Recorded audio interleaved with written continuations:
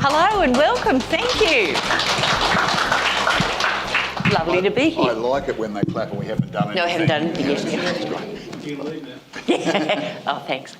So, I know you've probably read about both of us. I'm Helen Everingham. I actually live in Pittsworth, so I'm almost a local. And I do a lot of work, anti-stress work, motivational speaking round the outback.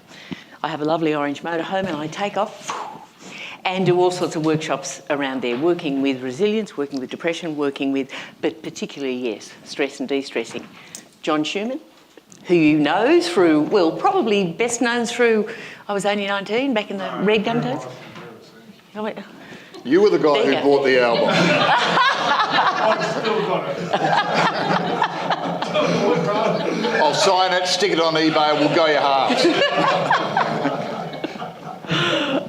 So John from Adelaide, which is lovely. Thank you for coming over, it's terrific. Like Ballarat with a gay community. Yeah. As you might know, John has won many awards, recipient of an OAM, has done all sorts of things with stress, with depression, So the session today is Stressed, You Are Not Alone, and talking about empathising, humanising, sympathising, all of that. So I guess the thing with stress to realise is that stress is a part of life. We all want to get rid of stress, but it's always there. Again, it's not what happens to you, it's actually how you handle it. And certainly the things that I do and the work I do is to give people tools and techniques to work with your life as it is and how you handle it. So the idea is we are in conversation. It's not like we're going to be talking about all sorts of things, but please ask questions.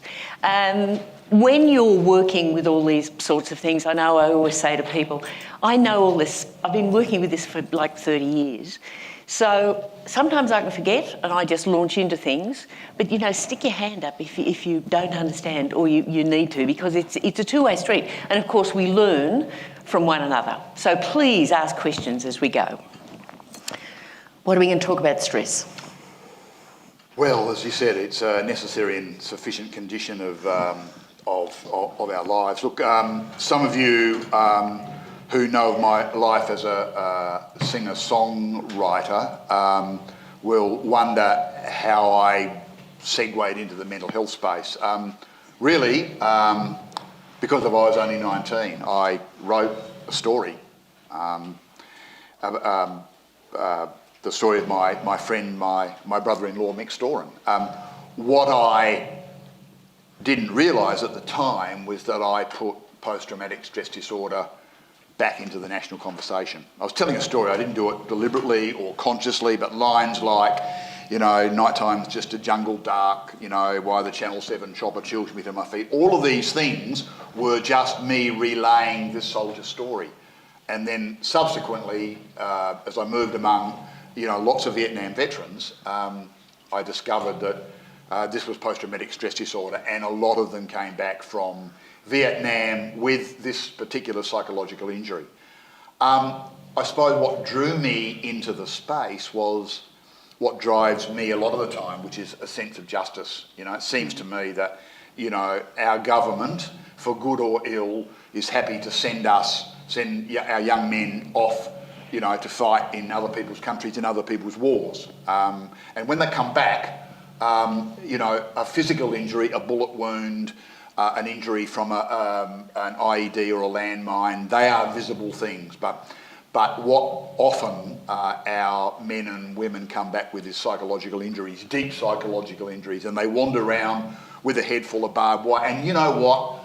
The fact is that and I think it's fair to say that the government and the department and the ADF are trying, but the fact is that they don't do it very well. And we have a lot of men and women, wandering around the streets with a head full of barbed wire. And it seems to me that it's about justice. So I sort of segued into this space, and a few years ago I was asked to put together a video for soldiers pre and post deployment going to Iraq and Afghanistan, with a generic name in the ADF, it's the sandpit. And the thing was that some of the army sites came and said, we can't get through to these guys. Perhaps we'll get the guy who wrote I Was Only 19 to talk to them because they will trust him because he wrote the song. Interestingly enough, 19, which I hasten to add is not the only song I've ever written, is almost like a hymn in the ADF now, such that I was doing a tour to Afghanistan, Forces Entertainment. I've done 5 of them, but this was 2011, and I was in Tarankot, which is where the Australian base is, and I was wandering around the base, and this kid, he was about 25, amazing physical specimen, as these soldiers are, came to me and said, "Sir," they always call you sir. He said, "Sir, I'm honoured to meet you. We've all got your song. We've all got it on our iPad. We listen to it, and blah, blah, And I'm thinking to myself, kid, this song had come and gone from the charts 10 years before you were born. But anyway, so that's the way the song is held. So they got me to talk to, to do a video. And that seemed to work quite well. And then I sort of ended up going out onto mine sites and speaking to guys in fluoro shirts and boots who are, at 6 a.m. in dusty muster rooms who are about to go down the hole for 12 hours, because there's lots of mental health in the FIFO lifestyle. That's how I got into this. I have a firm belief with. I mean, you're absolutely right. I mean, your Helen, your expertise is stress and how to deal with it. My expertise, I suppose, is having conversations with people, mainly blokes, but not because women get it. Women are much smarter than men. Women get this stuff and they know what's going on. They talk to their friends and they go and do something about it. Us blokes, we're terrible at it. We are terrible at dealing with stress. We're terrible at understanding about mental health. You get a few blokes together in the pub, they'll talk about, the footy, their crook knee, their man flu, problems with the missus, problems with the kid, problems with the car, their motorbike, their boat. The moment you start to talk about how stress is impacting on their lives, suddenly they get really very interested in their fingernails and the tips of their shoes, and that is a big problem we have in this country. Yeah, it is. And because I do a lot of work in the bush and I find the workshops that I do, yes, the women come. And years ago, wives were there saying, "I'll never get my husband to this. Would you record all of it?" Which I did, which I re-recorded really specifically so men could listen to it on the tractor or driving to town. Now, we're not really down on men saying all of this, but you would appreciate that women tend to have that ability to have a cup of coffee and talk to their girlfriends, and I think possibly we're not raising our boys quite the way we should. I don't know that it's a biological thing. I know I raised my boys, and my story was that, and most of you know that my 2 boys were killed in a plane crash when they were 24 and 26. And that was the thing that triggered me doing this work, or at least doing these workshops. And I'd worked on this sort of 30-odd years ago and picked up and ran with it. And this is, as I say to people, this is like my therapy. I go and do workshops, and I always say to people that I get more out of running these workshops than you do listening to it. But I would get in some of the markets that I go to, like Roma and Charters Towers and whatever, I've been there enough where I really get men and women, which is lovely. And because I've done things like Meat Profit Days, which is Meat and Livestock Australia, so I might talk to 400 mostly male graziers, they trust me now, which is lovely, so that they will come and hear the message and hopefully pick up with the tools, the things that I teach. So sort of where we are coming from is from different places, but we're still talking about stress. Recognise that you are going to have stress no matter what. And stress comes from all sorts of different places. And truly, you are not alone. Everybody goes through it. And everybody goes through anxieties. They might go through depression at one point. But certainly, everybody goes through some sort of mental issue. Would you agree with that? Yeah. So the idea is to have, for me, I can pass on tools to help people to de-stress. And when I do my 2-day workshop, we do a whole lot of learning how to relax. See, we don't have anything in our society that really teaches us to relax. And I hear, especially guys saying, oh, look, if I relax, I go and play golf. I've seen people play golf. It's not that relaxing sometimes. But sometimes we need to look at how we can de-stress. Stress builds up, and then all of a sudden we can't handle it any longer, and what happens? We might explode, and sometimes it's at those people that we love and adore, the people that we live with. So looking at I would say the most important thing is attitude. So your attitude is, if you have an attitude that says, okay, this has happened to me, how am I going to handle this? It's quite often our training that has taught us to react in a certain way. So the important thing is how you react to what happens to you. We are all in a situation where we're leading busy lives. And Ray brought up this point in the session this morning, that one of the things I quoted in one of my newsletters was, would it be about 2,500 years ago, there was a wonderful comment by Socrates, which was, beware the barrenness of a busy life. And what happens, we get so busy and we get so caught up in the ought-tos and the have-tos and the shoulds. And we have things like worry, which is one of the things that stops us from having peace of mind. And I know a lot of women have been trained to worry, haven't we? Our mums passed it on to us. And worrying really is just looking at something that hasn't happened and going over it in your mind over and over again. Men worry as well, but women can be really good worriers. I don't know if you're worriers out there. I gave up years ago. I've learnt that one, which is really good. So there are things that stop us from having peace of mind. One of the things that I find in society with stress, there is a lot in our society which is judging, labelling and blaming. We live in a society that blames. It's always somebody else's fault. One of the trickiest things to do, I think, is to take full responsibility in your life. Look, things are going to happen. I would be the first person to attest to that. There are things that are going to happen that you need to learn how to handle. But often it's the way that we look at things, and because we've been trained. Now, one of the things that I talk about, and this is a great thing to teach your kids as well, apply it to you, that we actually own our reactions and we don't realise. We blame other people for our reactions, meaning, you know how when somebody does something and your immediate reaction is like, I can't believe she did it. She made me so angry. She made me so upset. He did whatever to me. And we blame the other person for the way we feel.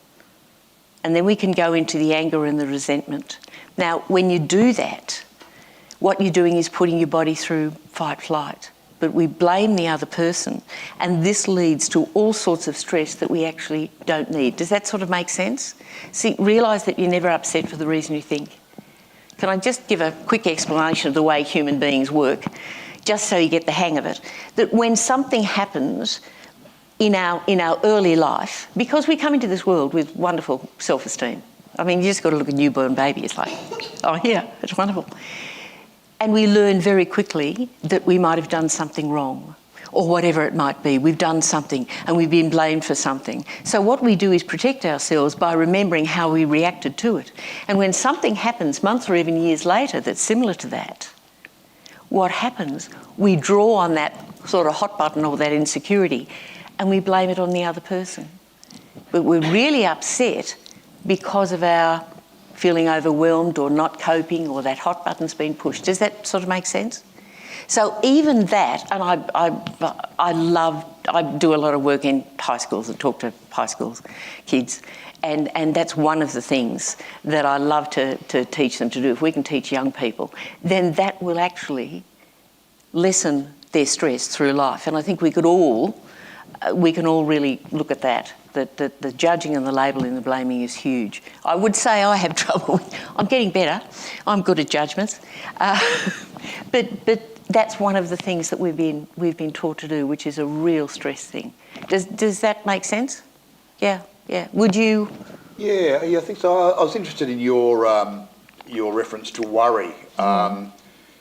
you know, I had a phone call from the bank manager the other day. He said, Mr. Schumann, do you know you're overdrawn on your account? And I said, are you worried about it? He said, I'm very worried about it.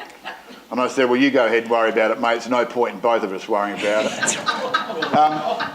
And there is, you know, apart from the wry humour in telling the guy from Westpac to go screw himself, there is something about owning worry, you know. And I have this thing about worry and stress. As I slouch reluctantly into my middle years, I'm thinking maybe I'm not going to have a lot of, you know, most of them, the fact is I'm 65, so a lot of my life is behind me. And how do I want to spend the rest of it? Do I want to spend it worrying about things I should do or shouldn't do, or react or not react or whatever? And the answer is no, I don't. I actually don't. You know, and I always ask myself, okay, if I'm worried about doing this because of so-and-so, if I do it, you know, and it's causing me some stress, if I do it, will that person be alongside me on my deathbed, whenever that may or may not be, patting me on the hand and saying, hey, Shuey, thanks so much for doing that thing back in 1978. You know, it was really, is that person going to be there? No, that person's not. So guess what?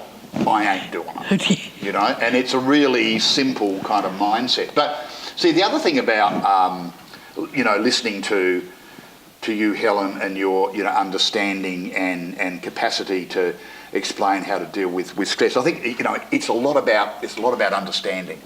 And you know, because I reckon when you understand something, the mystery goes. I'm going to use an analogy here, and for the women in the room, I'm going to, well, first of all, I need to say a couple of things. If at any point during my conversations with you, my part of the conversation, I say anything with which you fundamentally disagree or which offends you, I just want everybody to know that I don't care. So that's the first thing. Second thing is, I'm going to give the women, and having warned you, I'm going to give the women in the room a bit of an insight into the male psyche and how we understand and deal with stress, right? Okay, so we don't go to the doctor, right? You know, we don't go to the doctor. So basically, you know, you have like a little pain in the groin. You know, yeah, you get pains from time to time, and you know, they sort of go, you get a little pain in the groin, you get, don't worry about it, it'll go away. Don't worry, you know, I get a pain in the elbow, it goes away. Get a pain in my shoulder, it goes away. Pain in my knee, it goes away. I've got a pain in my groin, it goes, you know, don't worry about it, it'll, you know. And then about a week later, I've still got this pain in the groin, you know. And you start to think, I mean, any sensible person would go to the doctor.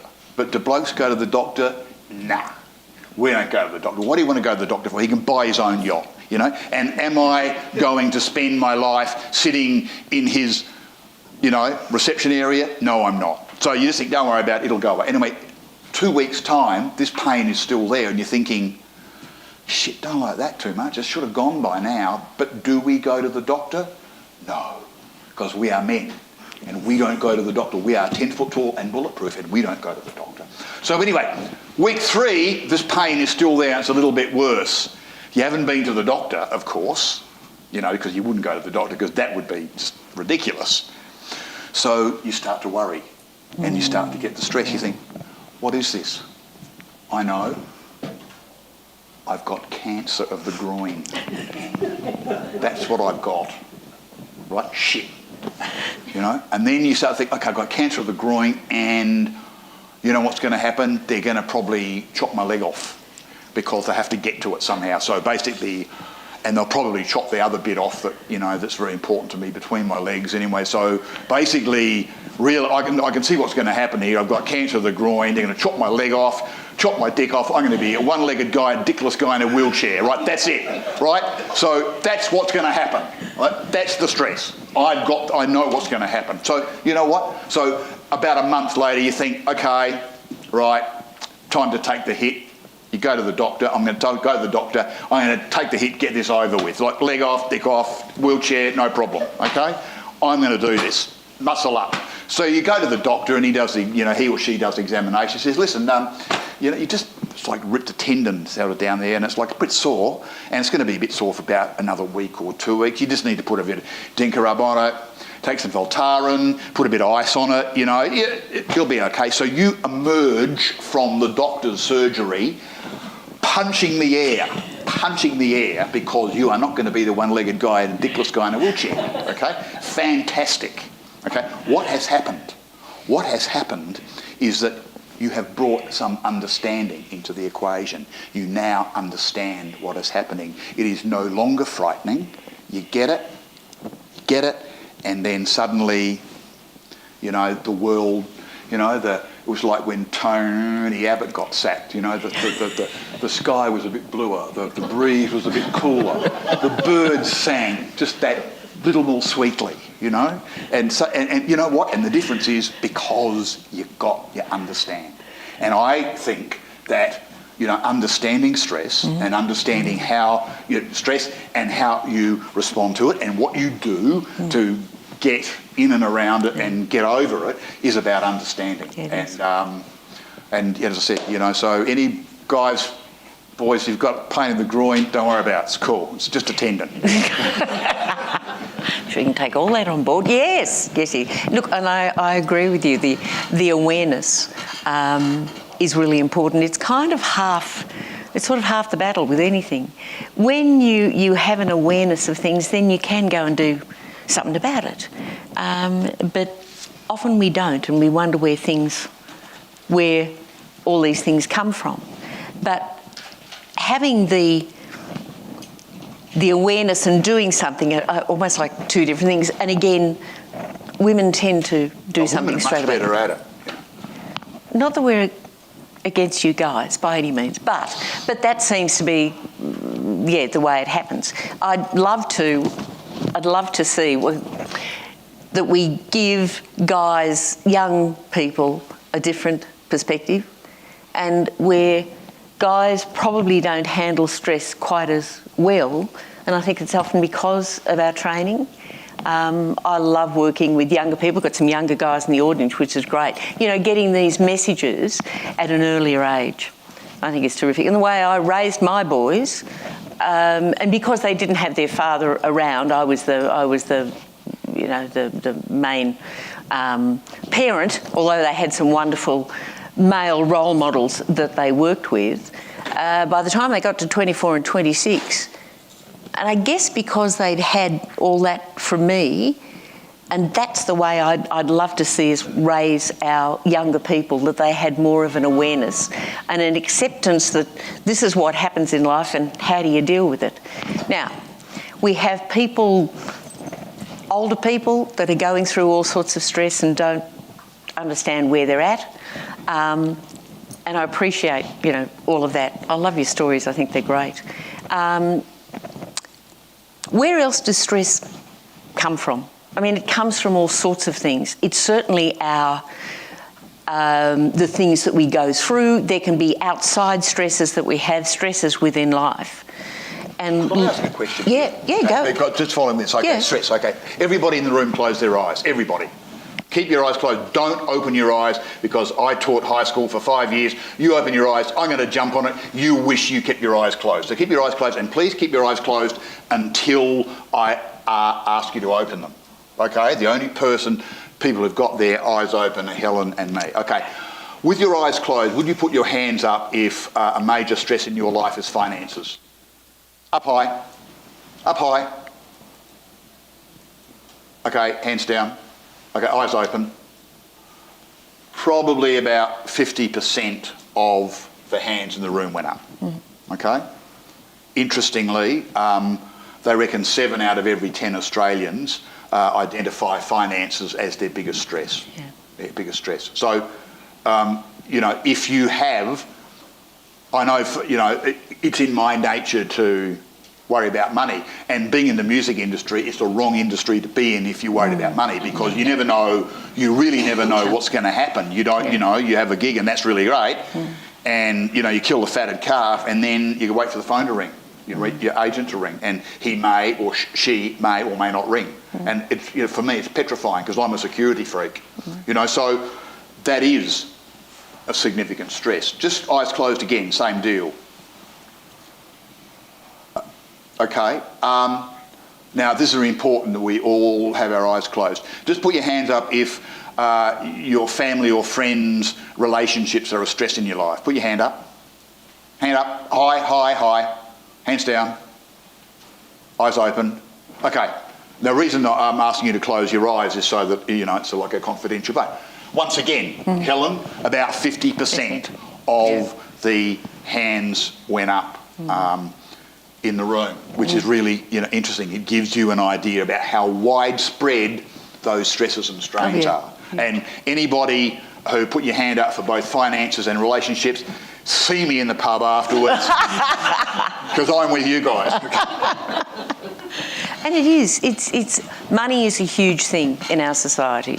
I've been self-employed for 26 years, and I left my real job, which was actually in television, in Sydney, Channel 7. I was there for years, and having been freelance for 26 years, and where you're in an industry that you never know where it's coming from, I get my money in chunks. But I have this thing about, I trust the universe. It's taken me a long time. And I say to myself, and I had this as, what affirmations are, where you affirm. And I always said with one of my affirmations, I always have all the money I need for the things I want. And one of my former singing students, and she said to me, and we'd become good friends, I sang at a wedding, all that sort of thing, so I see her a lot. And she said, you say that in conversation. I said, well, I do, because I actually believe it. That I always have all the money I need for the things I want. It took me years to get to that place, but I keep doing this, the universe. I trust the universe. It's taken me quite a while to do it because I had some very hairy times when I was a single parent. And how was I going? Because I was buying a house in Sydney, and at one point I had 3 mortgages. Nuts! But it's amazing where the money came from. Now, that's not an immediate solution, but the idea is that, as far as I'm concerned, there is a stream of wellness, there is a stream of abundance that the universe has to offer. And what I say to people is you become what you think about. And I think that's a very powerful statement. Your thoughts actually mirror your whole life. And if I said to you, you create your own reality, that's a bit of a big one, but you actually do. So as much as have a listen to what you say, because if money is a stress, what are you saying to yourself? Is your mind saying, oh, it's coming to the end of the month and we're not going to have enough money? Well, change the way that you think. That might well be a reality. But know that you can say to yourself, and truly this works. I've been doing all this for about 35 years. It's wonderful. Listen to what you say. Listen to how you stop yourself when you say things like, we never seem to have enough money, or we won't be able to afford that. And the way I see it, the universe goes, okay, fine, you can't afford that, right, we'll stop it. So how about changing the way that you speak and say, okay, I don't know where it's going to come from, but the money will come in. We'll be right. Somehow it will, and start to change the way that you think. There's a wonderful book by Esther and Jerry Hicks. I don't know if you ever heard of Esther and Jerry Hicks. And Jerry died a few years ago, and Esther's still hurtling around. She hurtles around the countryside in a van like mine, which is great, in the States. But they've done books like Law of Attraction, and there is a wonderful book called Ask and It Is Given. And often we don't even ask. Your mind is actually that powerful. And so this is what I run workshops on. So if money is a major thing, then listen to what you're saying. Listen to how you're speaking to people. Listen to what's going on in your head and make sure that you are not inadvertently stopping it. Because we do shoot ourselves in the foot by what we say. And we don't realise it, so start to listen. And the same thing, if you do have relationship problems, you know that, and we all have things, we all have, sometimes there's a reason we're in families. Is this all to learn? Often it is. All of that. It can be really tricky. Now, you realise that you can't change other people. much as you'd love to. You can't change them. So the best thing you can do is to change the things that you say and the things that you do, and hopefully you will get a better reaction from them. It's not always going to work. Could I? Yeah. When you finish this sentence, Okay. I want to ask you a question. Oh, okay. You won't like it. Oh, that's what that's. I love it. I actually love being challenged. Great. So that's something that you can actually think about and say, I now have a fabulous relationship or a wonderful relationship with my sister-in-law, whoever it is. It's not going to change the sister-in-law, but it can change you. So start to listen to what you say, hear the thoughts that you're saying, and you can turn all that around, because sometimes what you're saying and what you're putting out there is exactly what you're getting back. Does that sort of make sense? Okay. Yes, sir. So, Your Honour, I appear for Satan. I was thinking when you talked about, how you deal with, say, financial stresses, okay, and it's about what you say and how you react, okay, and the universe will provide. And look, I have learned, in fairness, a bit like you, that I don't know whether the universe provides, but we are blessed to be born in Australia, and chances are, you're well educated, you're middle class, you're not going to starve to death in this country. I mean, I've travelled through, the back blocks of Indonesia where families live, on dirt floors with a bamboo mat on it, and they cook over a coconut husk fire, and I come back here and have a completely different perspective on life. So I get that, okay? We are really lucky. But what about the farming family? 3 bad seasons straight, You borrow 300 grand to put in the ground, doesn't rain, 300 grand gone. That's on top of the 300 grand from the year before and the 300 grand from the year before, and the farm's worth 2.5, and the bank manager is starting to ring you up and say, hey, the numbers aren't right, and the sky is still as clear as the bell. Yeah. Talk to me about, and the fact that you and your, say the bloke, and feels like a failure because, Dad had this farm, and Mum and Dad had this farm, and Grandma and Granddad had the farm, and it's been passed on, and I've got it, and I look like I'm going to lose it. And there's no way out because the numbers are the numbers are the numbers, and the weather is the weather is the weather. Sometimes I think about families that farm, and I think, I don't know why you just don't take 300 grand, go down to the races and stick it on Ginger Mick in the 9th, because at least, all the anxiety's gone in 2 minutes. I mean, I can't imagine what it would be like to have that anxiety, for 9 months till the crop comes up, and it doesn't rain, and you don't get mice, and you don't get weevils, and you don't get this, and you don't get that, and you can get it to the silo, and the international prices are fine. I mean, so talk to me about your response to financial stress in the context of what I gave you, which is a big plate full of reality. Yeah, and it is. And there are people out west. I do a lot of work out west. And if you go out to the central west around Longreach where they haven't had rain, it's grey now. It's not even brown, it's grey. What's left of the Mitchell grass is actually grey. And it is depressing. It truly is. And yes, all of that. Sometimes it's a way of, these are the things that you have to do on a daily basis, and the entire family works at hand feeding whatever amount of stock are left. And there are people, who have been, the bank has foreclosed, and there are many people who the bank is still carrying. It's a huge thing, and because it's been, they're now in many areas, this is their 8th year. And you can only put so much away in the good years to carry you through. Nobody expected that it was going to be 7 or 8 years. And I heard somewhere on radio that they said there was an El Nino. They're just predicting that they may not get rain this time, because out in the central west, the important rain is the November rain, is the summer rain. And if that doesn't happen,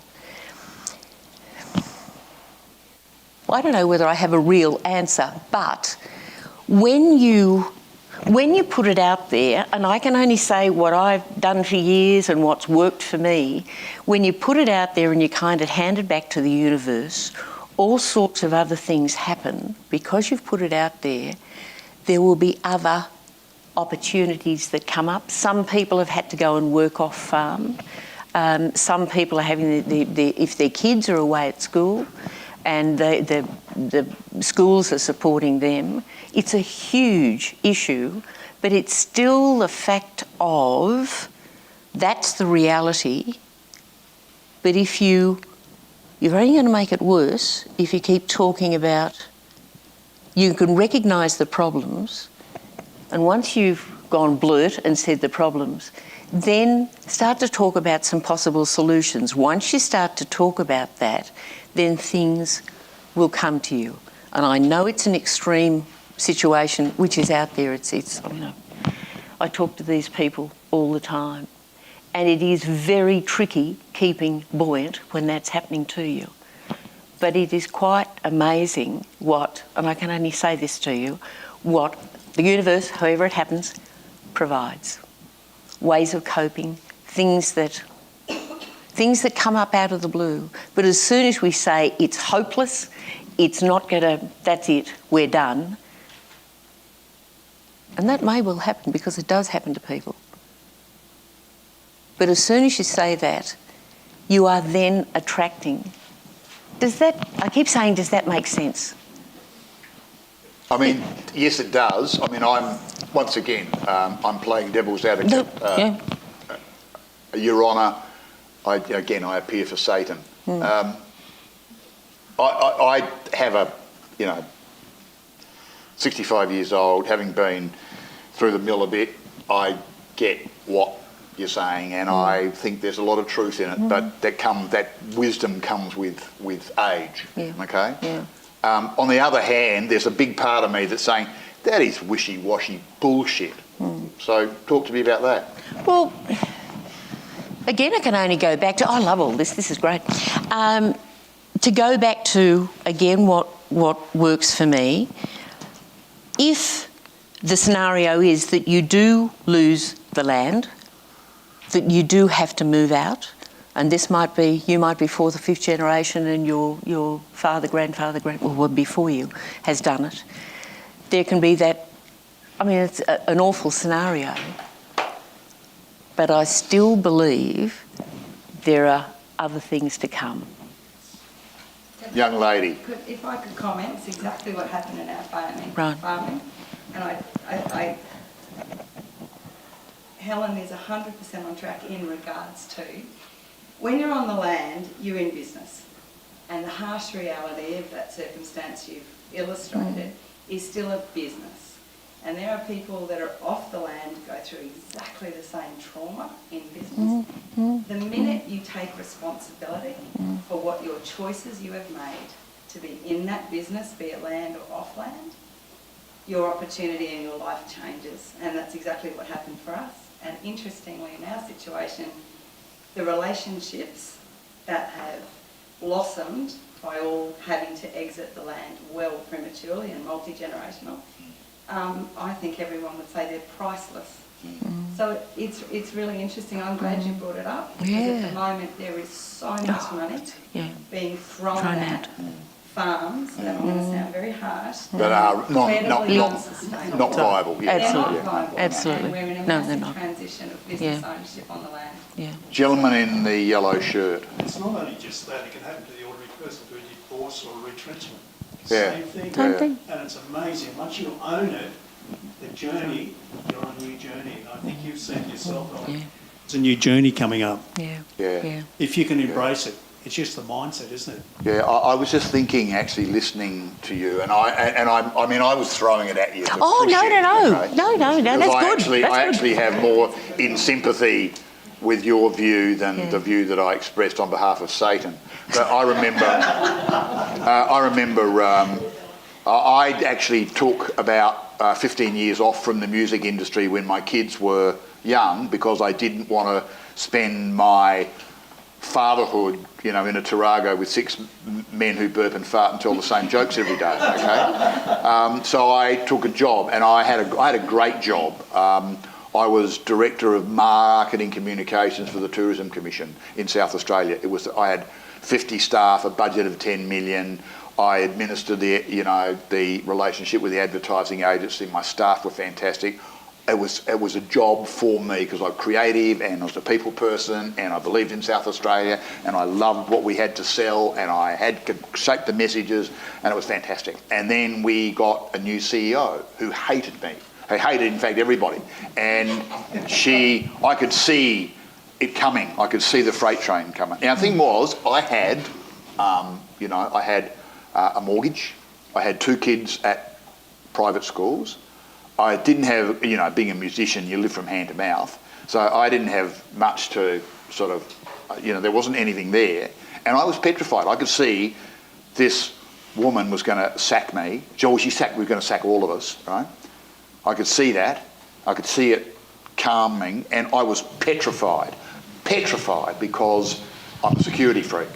And I went to her and I said, I was the act. I said, you know what? I have no fear. I am the kamikaze pilot who flies his plane into the bridge of your battleship. And if you don't believe me, just try me, sister, because it's exactly what I will do. I'm behind the mask. I'm going, oh God, what am I going to do? Anyway, so I said, here's what's going to happen. And I gave her a number. I said, you put that number on a cheque and have it on my desk tomorrow, and I'll go quietly and I will send everybody an email wishing them all the best, right? And guess what? She gave me the cheque. Yeah. And it was terrific. It was like a year's salary, and I'm going, woo! Wow, how good's that? From yesterday I'm going to lose my job and my house and my car and probably have to pull the kids out of school, to a year's salary, and then within a month I had a new job as Chief of Staff for a politician in Canberra, which was more money, better car, everything. It was fantastic. I mean, honestly, the universe smiled on me, but you know what I did? I did what you do. I owned it. I said, I'm not going to be a victim. I will not be a victim. Yeah. Though, I've got to say, behind the shell, behind the kamikaze pilot, I was petrified. Yeah. Petrified. Yeah. Yes? Can I just mention something? I've been reading an awesome book. It's called The Happiness Trap. And there's a lot of people that possibly can't use affirmations because they just don't get it. It's too airy-fairy. I've kind of done that for a lot of my life, and I'm like, yeah, okay, this sort of works. But in practical reality, we do need strategies that everybody can take on board and understand. And I really like the let's take responsibility for our thoughts angle. And in the happiness trap, what it says is that we accept, we commit, and that's our therapy. So we accept that life isn't always fair, easy. Sometimes really crappy things happen, disastrous, trauma, abuse, all kinds of dreadful things can take us down. So we accept that life is sometimes harsh, and then we start looking at the way we think, as you described, but in a very practical way. And we say, okay, when you've got a thought, realise that sometimes that's just a habitual thought. We can think, like I have this I'm going to die young thought that happens every now and then. And I just look at it now and I say, oh, there goes that thought.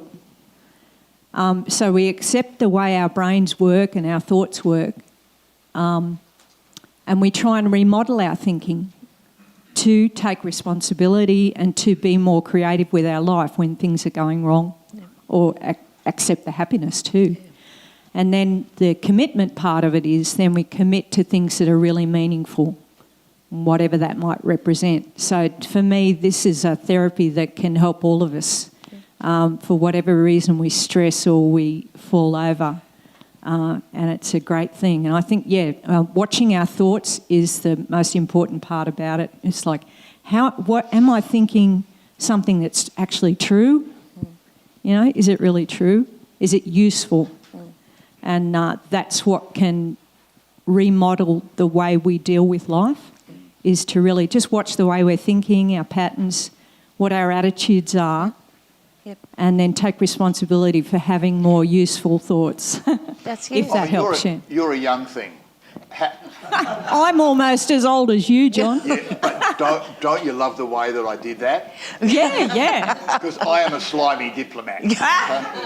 But, no, my question is, seriously, I mean, how many years do you have to put behind you before you get that wisdom? Because that seems to me to be wisdom. It is wisdom. And it's Helen's response to all that, the universe will deal with this. Is wisdom. It's the wisdom of the elders in lots of ways. So, Acceptance. how early can you teach somebody to do that? Because if you could get a 25-year-old or a 35-year-old farmer or a businesswoman who's not doing as well as she wants to do, and also if you could get that thinking into her, we would have a lot less unhappiness. We would have a lot less domestic violence, a lot less alcoholism, a lot less drug abuse, a lot happier families. And we can teach our children. Society much less. Yes. How do we get that your wisdom back down the decades? I'm trying to work on my grandchildren now because I am that old. Yes. You must have started when you were 12. Silver tongue devil. Don't take the kids for granted. Like I watched one of my granddaughters get really upset because her father's marriage had broken up. She didn't get to see them together anymore, and I just simply started working on, well, okay, I can see you're sad and I understand that, but you don't have to stay there. So give the children, the knowledge that they are able to actually affect the way they feel and whether they need to sit with that despair, acknowledge it, but then they can actually change the way they feel by, understanding it a bit more. And it's okay to be sad.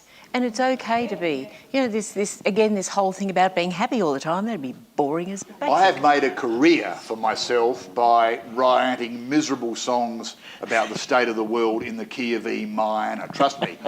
This is I was on a plane once, so I'm putting my bag up in the thing, right? And the hostie looks at me and says, "Oh, I know you.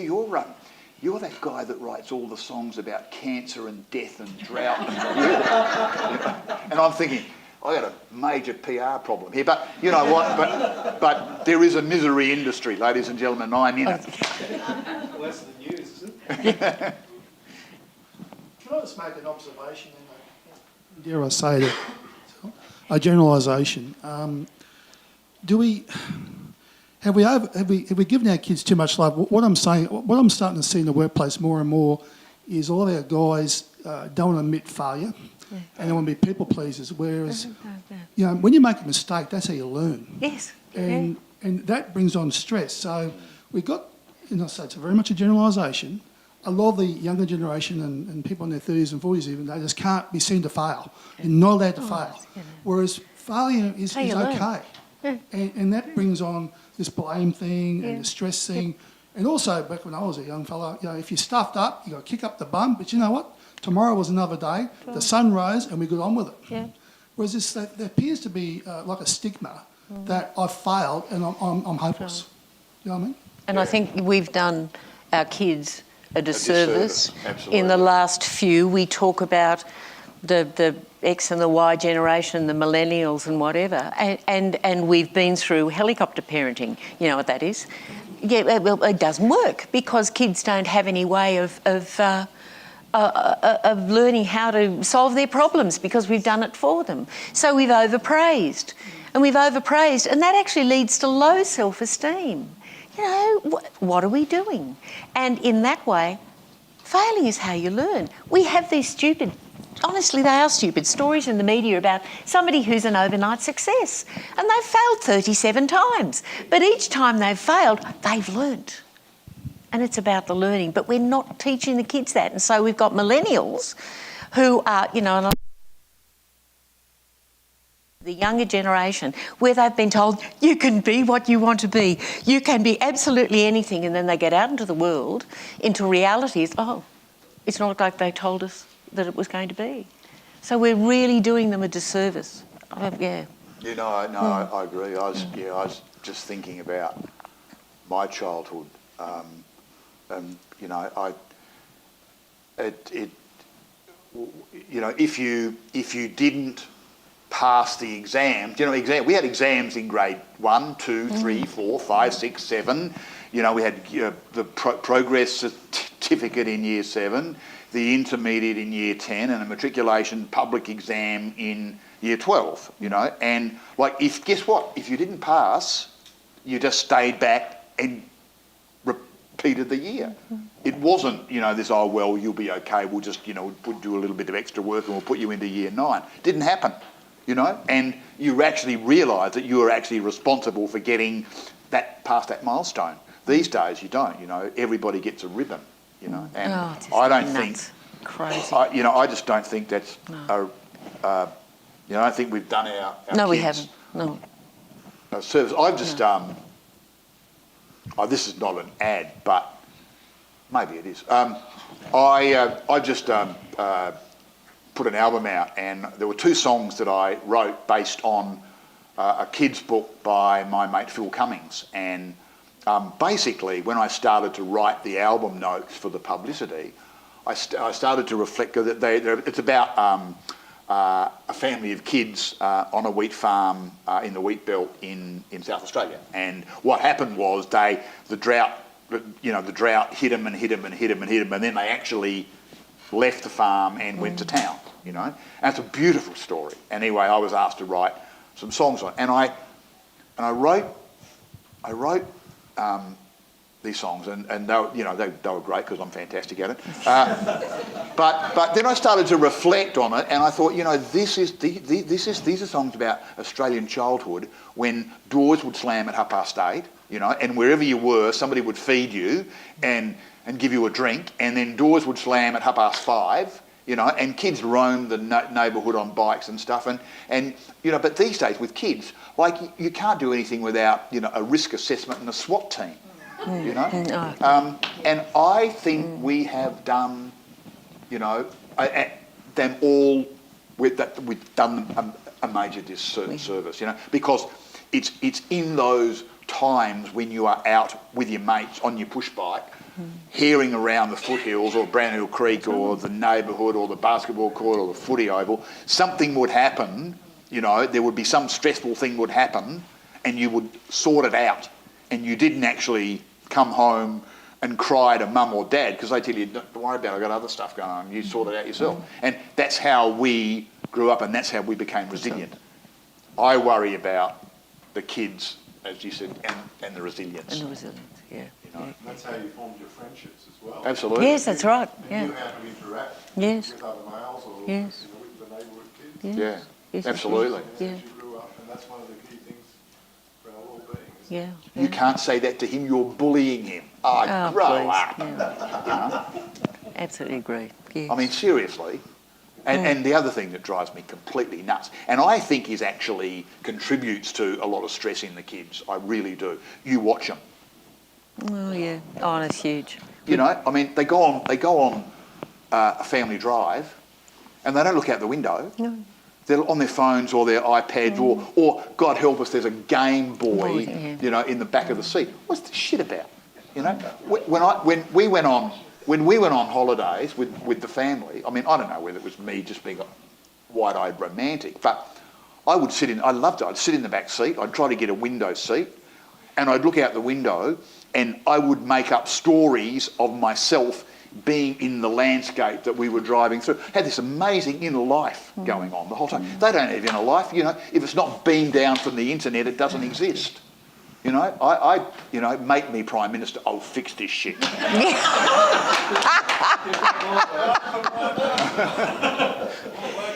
What a wonderful note to finish on.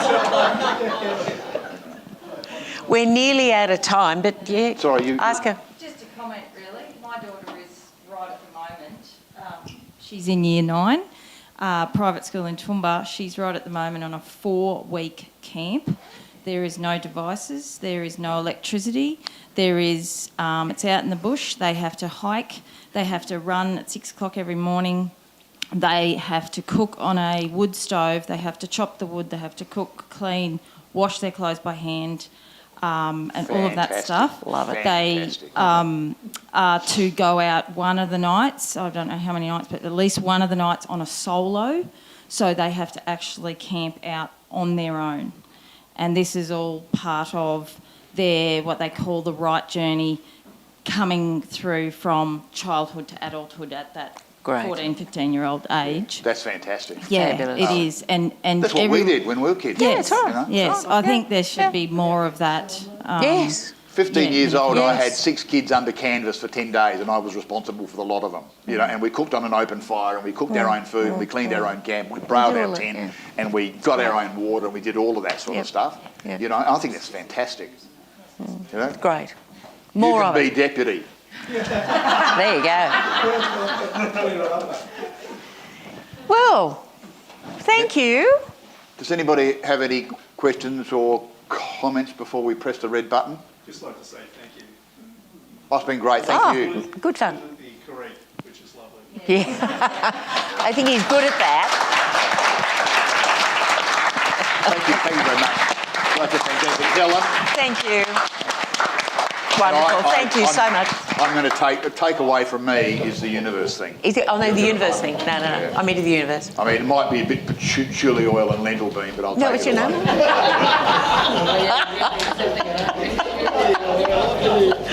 Thanks, guys. It's Thank been you. fantastic. Thanks Thank so you. much.